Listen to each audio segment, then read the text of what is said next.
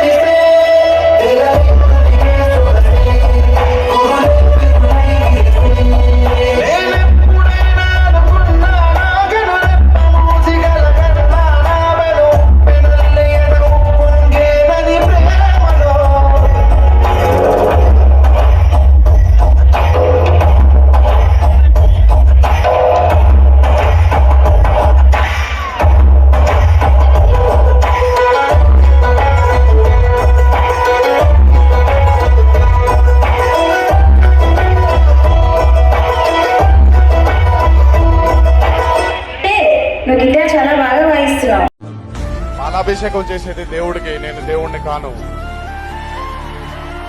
నేను మీ తమ్ముణ్ణి, నేను మీ తమ్ముణ్ణో, నేను మీ అన్ననో, నేను ఒక నటుణ్ణి.